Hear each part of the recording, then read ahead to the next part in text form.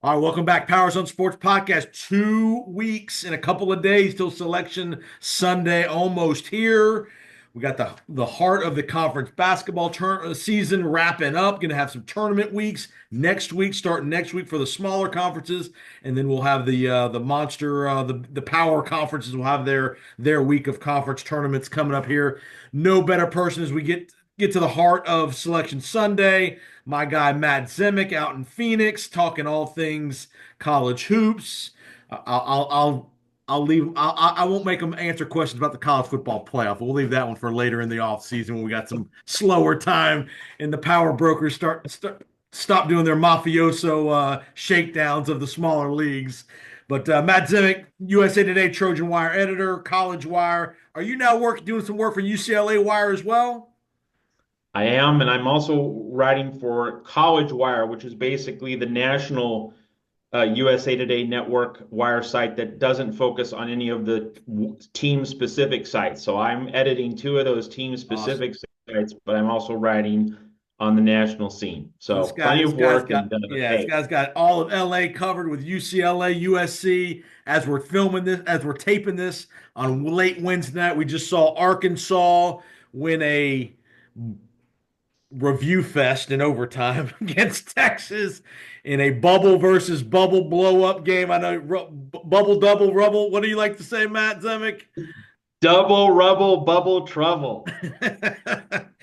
Arkansas survives at home. That Trey Johnson for Texas had up like 39. If I think that was the final number he had, 39, something like that. But Arkansas finds a way to stay alive, stay on that bubble. And Texas, I'm with you. I saw a tweet from you. No way Texas should be in the tournament as of today. And Rodney Terry in big trouble in Austin. Give me a thought there. Yeah, I mean, really, Jason, and this is going to be something I imagine we'll talk about as the show goes along. Just how many 15 and 12, 16 and 13 power conference teams should be in this tournament? Like, you get so many bites at the apple. You get like 15 chances to get a quad one win. Okay, great. You have four. You lost 11. Like, that doesn't make you better than Drake. Drake doesn't have quad one wins, but Drake's 26 and 3. Drake should be in. And so, I hope Drake wins Arch Madness, the Missouri Valley tournament, Yep. so we don't have to worry about Drake. But if Drake loses in the semis or the final and doesn't get in, that's wrong. That is unfair. We need to be rethinking this. Like, we have to be setting aside a place for teams such as Drake in the NCAA tournament. So, like, that's just going to tick me off. If Drake gets left out and a 13, 14 loss power conference team, no one wants to see a 14 loss team in the NCAA tournament. You had all these chances. So you go 4 and 11 in 15 quad one games. That's not good. That just means you played a ton of games and you lost the vast majority of them. So that's my word on Drake and like Villanova and Texas and Ohio State and Indiana. I know you're an Indiana guy, but Drake needs to be in Now over that all would be a those. story though with Woodson if he getting run out of there if he were to somehow get in the tournament and win a game or two. Now that Yeah, would be some CBS drama there. that's right. And they survived in Penn State tonight, so they're still in the hunt, still in Yeah. the conversation. All right, let's go to the top end of the brackets here.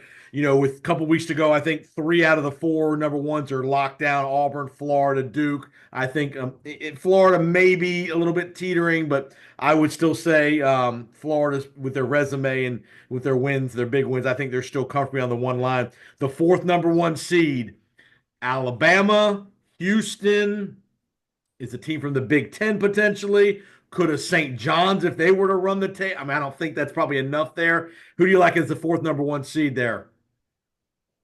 Yeah, well, let's keep in mind that Alabama and Florida are going to play pretty soon in the remainder of the SEC schedule. So, like, that could be a play-in, play-out game for a one seed. Alabama and Auburn also play. So, like, Alabama's going to get some high-end chances. Alabama and Tennessee play. So, like, Alabama's playing Tennessee, Florida, Auburn. So, like, the second number one seed from the SEC, obviously Auburn being the top overall seed in the tournament, there's going to be at least a second one seed from the SEC. So these games over the next 2 weeks, and that's not even including the SEC tournament, Right. they'll sort that out. I think the interesting part is going to be, is the SEC going to get three number one seeds, which, has been a possibility pretty much the whole season, or Houston? Houston's making the move, right? Houston is not losing. Houston just keeps piling on the wins. And so the resume looks really, really strong. If Houston just carries this all the way through the Big 12 tournament, if Houston runs the table, it's probably going to be hard for the SEC to get three number one seeds. It's probably going to be Florida or Alabama, and then Houston will get that fourth one seed. And here's the thing for the committee. If Houston does make a strong case, you can just put Houston in the West, right? You have the geographically balanced brackets. Instead of shipping Tennessee or Florida or Alabama to a West regional, you can just put Houston there, and it just makes a lot more sense. The travel is going to be more convenient. So Houston, I think, is the non-SEC team that's making a run at that fourth number one seed.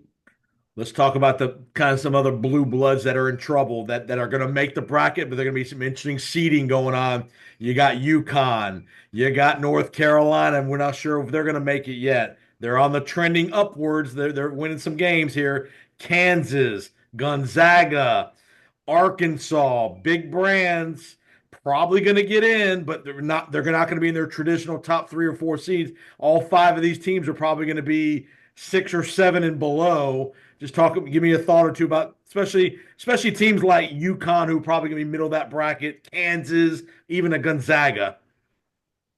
Yeah, great point, Jason. I'm glad you brought this up because I think this is going to be one of the big storylines on Selection Sunday. Where are these mid-level seeds that with blue blood reputations? You mentioned UConn, you mentioned Gonzaga. They are legitimately in that 8-9 seed range. So that means they're going to play a one seed in the second round. So, to If they get me, out of the first round. they have to get out of the first round, but I mean, it obviously Yep. creates the amazing possibility for that second round on the first weekend. To me, like for CBS and Turner, and we know the NCAA tournament is a made for TV event. So, like, you've got to create these TV friendly matchups. To me, it's a slam dunk that if UConn's an 8 or a 9, UConn versus Duke in the In the second East. round. In the Like, East. that's just going to get monster TV ratings. It's going to be a must see TV. Dan Hurley against, Bobby Hurley's alma mater. Right. I mean, that Cooper Flagg, that's just going to be irresistible television, provided UConn's able to get through the first round. You can have like Gonzaga Auburn in an 8-1 game. And then you have Kansas as a 7. So like Kansas as a 7 against, Alabama as a 2. Or Michigan State or Florida somebody against like that, or. Absolutely. Yeah, Kansas, Michigan State in a 7-2 game. So these second round matchups, because so many blue bloods are in that 7 to 9 seed range, you could have some absolute TV blockbusters in the second round. We talk about this at this time of year every year. Which weekend of the NCAA tournament's the best? I think most people would say it's that first weekend. The explosion of action, so many games, so many upsets, and it gets a little chalkier second, third weekend. The second round, that round of 32, going Yep. down to the Sweet 16, is in position to potentially be something very, very special. Who do you like player of the year? Broome. I mean, to me, it's a 2 horse race. It's Broome and Flagg. I mean, do you go to the star power of Cooper Flagg or just the consistency and the Broome has been the guy for Auburn for the last couple of years, and just every single night it's 18 and 10 and 4, kind of deal. Who you like there, player of the year? So for anyone listening to the Powers on Sports podcast, if you're a Duke guy or gal, if you're a Duke fan, and you say Cooper Flagg has to be Player of the Year, you know what? I'm not going to fight you because he's awesome, right? He's just been tremendous. Like there's no nit to pick with Cooper Flagg. But if you ask me, and Jason, you are asking me, I'm going with Janai Broome for a very simple reason. He's doing what he's doing against not just a good SEC, but a historically deep SEC. The SEC could get 13 teams in to the NCAA tournament. Please Janai stop. Broome is doing what he's doing against a potential 13 bid league. And Cooper Flagg's doing what he's doing against an ACC, which is historically down and might get only 3 teams in. So if I have 2 people playing at a superstar level and there's really nothing to separate them except One's playing in a 13 bid league and one's playing in a 3 or 4 bid league. Well, to me, that breaks the tie. Now I'm with you, and I think it's good to be good for the sport of college basketball. Broome's a fifth year guy. He was a guy nobody knew about 2 years ago when he got to. I mean, he was a transfer. I mean, this guy From was Murray not like this State. guy. Yep. Not a big recruit, not the most athletic guy in the world, but he just gets it done, man. He's just a perfect leader for that program in Bruce Pearl. Totally. And it does bring up the question that, if you think Cooper Flagg should be player of the year, then maybe you would then give Bruce Pearl coach of the year, in terms of balancing things out in terms of the award circuit. Obviously, Rick Pitino of St. John's and Pat Kelsey of Louisville, other guys that are on my very short list for National Coach of the Year. And that's where I was going next. Talk about how this time of the year college basketball, even more than the NBA, is coach driven. Coaches matter in college hoops. What Patino's done at St. John's. You mentioned Pat Kelsey at Louisville. They were a dumpster fire the last several years before he got there. Dusty May going to Michigan after all of the success at FAU and turning them around in 1 year. Just talk about how the influence of big coaches matter in this tournament so much. Yeah, in college football, particularly, a little bit in basketball, but really in football, there's so much talk about NIL, transfer portal. Like, you need to have a front office. Like, USC and Oklahoma are hiring these, general managers and trying to get like administrative professionals into these spots to help with recruiting. But in basketball, hey, NIL matters. Like, you have to be able to compete in the NIL space. Rick Pitino himself has talked about this a lot this year about having the NIL resources. It does matter, but coaching's number one. Coaching is king in terms of, St. John's being this good this quickly. Like, this is year two, and Pitino has St. John's about to win the outright Big East. That they should crush Seton Hall this weekend. That would clinch the outright Big East title. First time since Lou Carnesecca, I believe. That the Johnnies have won it outright. They won in 2000, the Mike Jarvis Bootsy Thornton team Right. that might have been shared. I'm not sure, but anyway, St. John's winning They the were in the outright bid. mix. They were for sure in the mix that year, but they've not had a year like this since Yes. '85. So Patino doing all of this in just 2 years, and St. John's could be a 2 seed. I mean, just like that's ridiculous. Like this, St. John's was nothing for like 20 straight seasons, and then Patino just comes in, boom, and he's in his 70s, right? Like, a lot of coaches in their late 50s, early 60s have said, "Hey, I don't want to do this anymore." Right. Jay Wright, Villanova, Tony Bennett, Virginia. They don't want to coach Larinaga. this new era. Patino, he just seamlessly glides into a new job, New York City, big lights, and he crushes it right away. I mean, that's special, right? That he's able to kill it at jobs. He's been doing this for over 40 years, all the way back to Boston University, took Boston to the NCAA tournament in '83, Providence to the Final Four in '87 with Billy Donovan, and then, Kentucky, Louisville, so like Patino's still doing this to be able to adapt like this. And like, he's not bemoaning the reality of college Nope. sports. He's He's just an getting after adapter. it. He's an And that adapter doesn't for mean sure. Tony Bennett. That doesn't mean Tony Bennett is less of a coach, but just like it's just he is uniquely skilled, uniquely tenacious in a way that most of his peers aren't and have not been. So it's really special. In terms of other coaching stars, you mentioned Pat Kelsey of Louisville. And I want to place a specific emphasis on this. It's like Kurt Signetti at Indiana, doing it in year one. So Right. Patino's doing this in year two. Right. Kelsey's doing it in year one. Dusty May's doing it in year Right. one to immediately improve a situation. We should also mention tonight Mark Byington at Yes. Vanderbilt. Year one, they beat A&M. They're pretty much a lock. Maybe Yes. need one more They're in. win. No, they're in. Vanderbilt was picked. Vanderbilt was picked dead last, 16th in the new expanded SEC. Byington comes from James Madison, immediately whips that program into shape. Yep. So it just shows how much coaching matters. And just to kind of briefly flip this on the other side, in terms of how much coaching matters, look at the negative example. Steve Forbes and Wake Forest lose at home to Virginia Another bubble Brutal, loss for Steve brutal, Forbes. Like Wake brutal. Forest is pretty much done. Like they have to win at Duke to have any chance. They must win at Duke. Now that's clear. Non-negotiable, must win at Duke. So good luck with that. Duke's probably going to be favored by like 15 points. At least. So if Wake falls short, Steve Forbes 0 for 5 making the NCAA tournament. 5 seasons, always on the bubble and always losing, those bubble games that Wake Forest has no business losing. So if Mark Byington was coaching Wake Forest and Steve Forbes was coaching Vanderbilt, tell me which school would be in the NCAA tournament? That's a neat way of saying coaching is king. Let's go back out. Let's go out to your part of the world, Mountain West. Again, last year they had a huge impact in the tournament, getting all these teams in.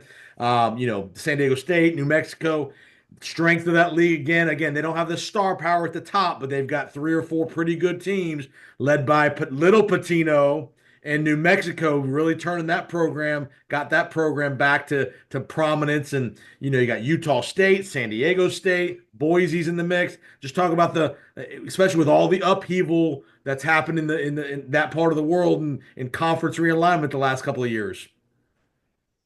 Yeah, so like 3 weeks ago in the Mountain West, there was a distinct possibility of, this might just be a two-bid league because San Diego State was really flirting with danger. San Diego State barely beat Air Force on the road, needed a last-second bucket. Like if the Aztecs had lost that game to Air Force, they would have been in major trouble. So they win by one. They've been on the bubble for a while, but San Diego State beats New Mexico Tuesday night. To, if not get off the bubble, certainly San Diego State now has some breathing room, now has some leverage. So the Mountain West is looking pretty solid for 3 teams. And as we record this podcast, Jason, Boise State is leading Utah State in the second half. Yeah. If Boise State does hold on and beat Utah State, Boise State would take a significant step upward on the bubble. Not far from a lock, but with these other bubble teams losing, Yep. Oklahoma losing to Kentucky, Texas in real trouble after losing to Arkansas, Boise State, by comparison, is looking better and better if it can hold down that Utah State game. So, if you're listening to this podcast, the result of that Boise State Utah State game would loom large in a bubble calculus. Yeah, So also got to mention Matt's also a big contributor to our college basketball coast to coast podcast. TJ Reeves and I do every Saturday night live, and Matt's our West Coast bureau chief, so he joins us most every Saturday night. So very much his expertise on stuff in every conference is tremendous. But he's awesome with the Mountain West, the Big Ten now with the USC, UCLA. You got the Big 12 with Arizona in the mix. Houston and those guys. So, but Matt is all over it. So definitely check out College Wire, USA Today, Trojan Wire. Does some work for UCLA. Talk about give me a little before we hit a couple more of the men's topics. Give me a quick thought or two about Juju. Is it just a mania out there? I mean, what UCLA and USC? What top two out of the top 3 teams in the country dominating women's basketball and out in LA? Yeah, they just put a big set of murals in downtown LA with Juju Watkins' face plastered all over them. So like she's taken the baton from Caitlin Clark as like the mega market star in women's college basketball. And so this Saturday, listen to this: 28-1 UCLA, 26-2 Wow. USC. They're both 16-1 in their first season in the Big Ten Conference. And they meet in the regular season finale to decide the outright Big Ten championship. In Pauley, right? In Better than that. Doesn't get much better than that. That will be, and that, I mean, I don't know, is that Fox's prime? I know It is a Fox game. Fox 9 Eastern on Fox. Wow. Yes. No, Heavyweight battle. And then Jason, next week in India, the week after that in Indianapolis, Big Ten tournament could be round 3. Right. So USC won the first game. If UCLA wins the second, they could have the round 3 rubber match a week later in Indianapolis. And likely will both be 1 seeds, could play a 4th time in the Final Four potentially in the women with the women. So USC's currently projected to be a 2. USC will need to beat UCLA either this week or next week at the Big Ten tournament to get onto the 1 line. That's pretty much the consensus there. All right, last couple, and I'll get you out of here. Let's talk about some sleeper teams. I wrote down four teams. You mentioned one already in Drake. Three teams, two teams out west. I want to get your thought on, and a team in the SEC that I noted. BYU's on a heater the last 3, 4 weeks.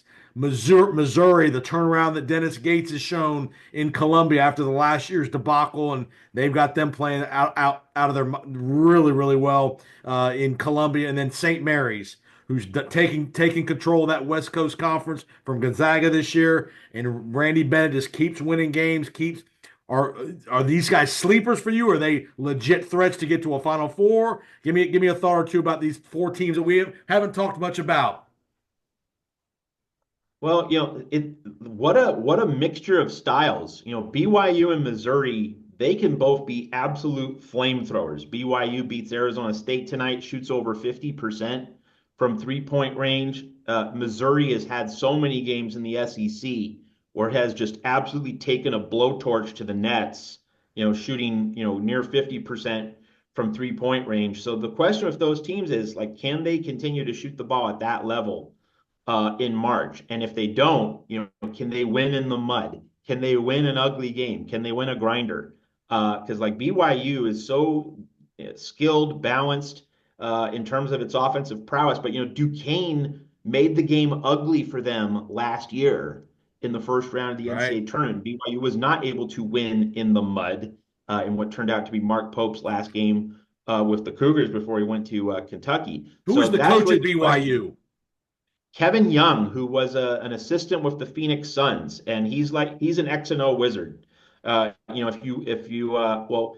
you and I were doing the college basketball coast to coast podcast on Saturday night, and the BYU Arizona game was going on Right. during that show. But BYU goes into McHale in Tucson and hangs 96 on Right. Arizona.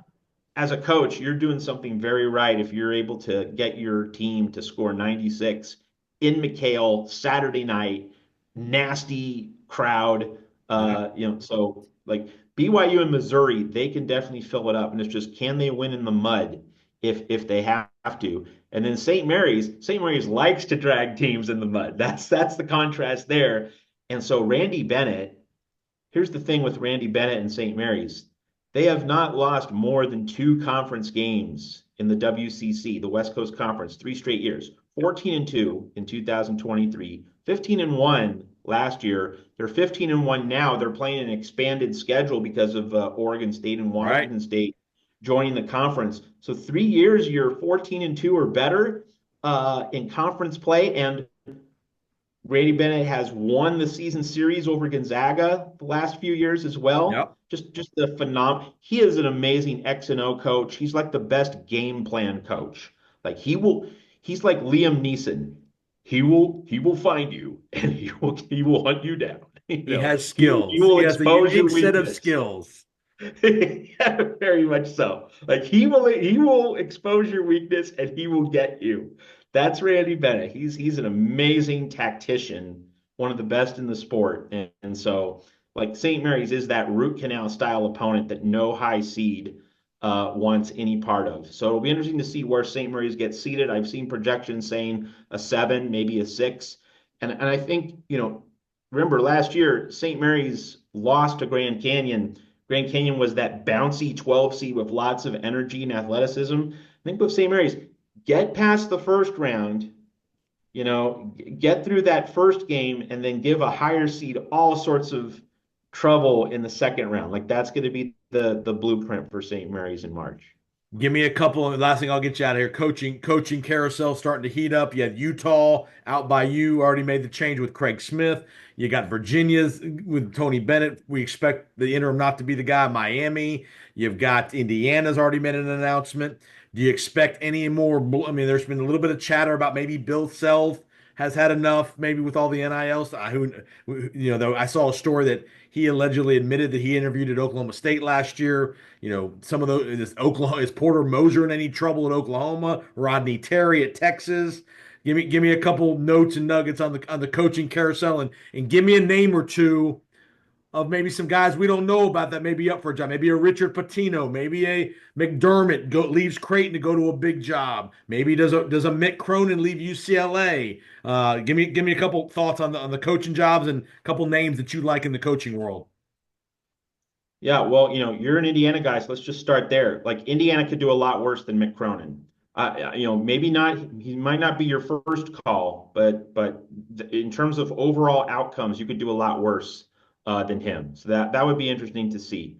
In terms of just games played Wednesday night that are fresh that we just saw, so I think Steve Forbes has to be gone at Wake Forest. Like, come on, how many times is he going to lose these Right, horrible bubble games? And he's had 5 seasons, not three, five. right.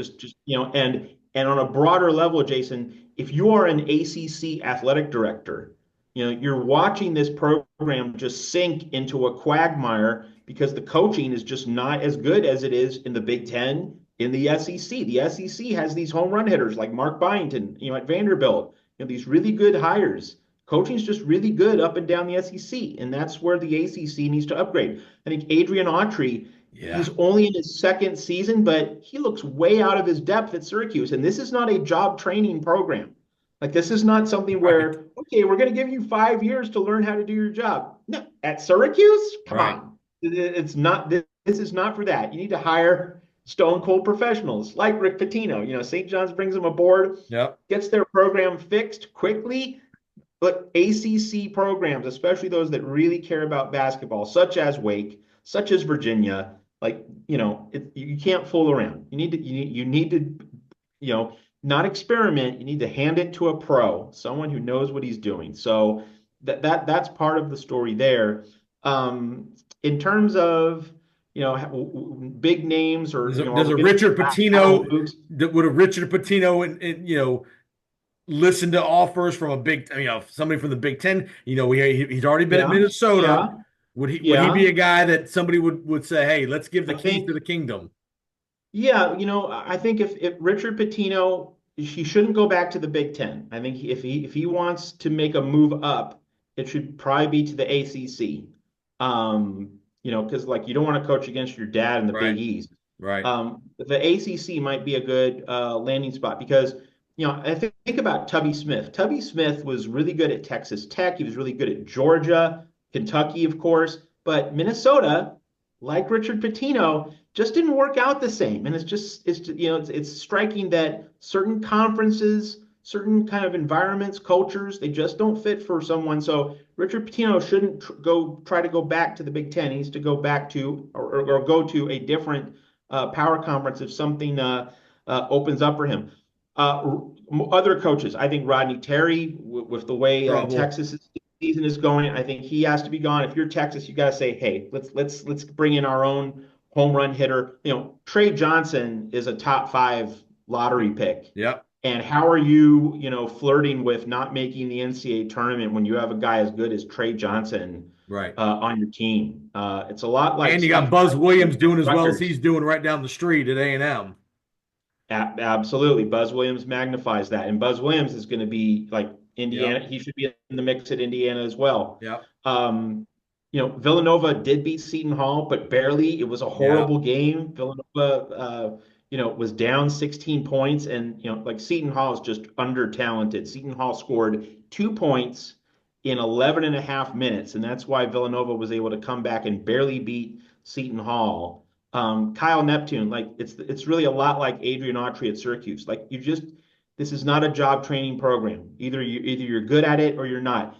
Eric Dixon is a top 10 player in college basketball. Wooga Poplar, the transfer from Miami, he's probably a top 50 player in college basketball. Why are you flirting with missing the NCAA tournament at Villanova? So Kyle Neptune's just not the guy. I know he was Jay Wright's preferred choice. Yep. Hey, he's had 3 years. Like, Yep. how long does this continue? So, basically, that's the larger overall theme of this coaching carousel is that, you either have professionals or you have people who, need some time to learn how to be better, and you got to cut those kinds of coaches loose. Life is short and you need to get the most out of your program. And it's pretty clear that some guys aren't doing that. So I expect a lot more changes coming our way in the next few weeks. I could see. Here's a name to keep an eye on. I could see this guy pulling the ripcord and going maybe the Indiana job. Chris Beard, Ole Miss. That's just a place you can win to a certain level, but you're not going to win big in that conference at Ole Miss. And he's a heck of a coach. I know Texas would probably never take him back based on what happened there. But I mean, Yeah. how ironic it is that Texas looking for a coach and Chris Beard could be the guy maybe to try to maybe get out of there and get to a bigger job. Yeah, I mean, Indiana could certainly think, hey, time served. He Yep. worked at, less high profile jobs, and now, okay, he had his checkered past, but like Rick Pitino's an example of that Yeah. too. Rick Pitino had his He ain't scandals. no He choir went to boy. Iona. He Yeah. went to Iona, like that was his AAA assignment, Yeah. as it were, and then he gets the call from St. John's. So it could work out similarly for Chris Beard at Indiana. All right, Matt Zemek, awesome work, man. Great job. Keep up the great work. Trojan Wire, College Wire, little UCLA Wire, little Juju coming up, showdown. I might actually be out in your neck of the woods here in a couple days. I'm going to be out in there in Phoenix for a little NFL flag tournament with the Arizona Cardinals. So we're gonna try to hook up and go to Ah. lunch Friday if we can maybe make that happen. We will see, but I look forward to that. Again, you'll see Matt on part of our college basketball coast to coast podcast with TJ Reeves and I on Saturday nights. Check it out. Live broadcast on Saturday night, late night into Sunday. And again, Matt does awesome work throughout the year. He covers college football. We'll save the college football playoff chatter till after March when we have a little dead time. So how about that? Yeah, I think basketball could get the next 5 weeks of our lives, and then we can all get back to football for spring ball, NFL draft, and then on Are into you the a summer. combine guy? Are you a combine guy? No, Yeah. no, I'm busy following college basketball, man. All right, buddy. We'll talk soon, man. Have a great week and happy. Are you now? How many brackets do you fill out? One? One, yes. One. I make my picks. I live or die with them, and I usually die. So All right, buddy. We'll talk soon, okay? always great to be on the Powers on Sports podcast.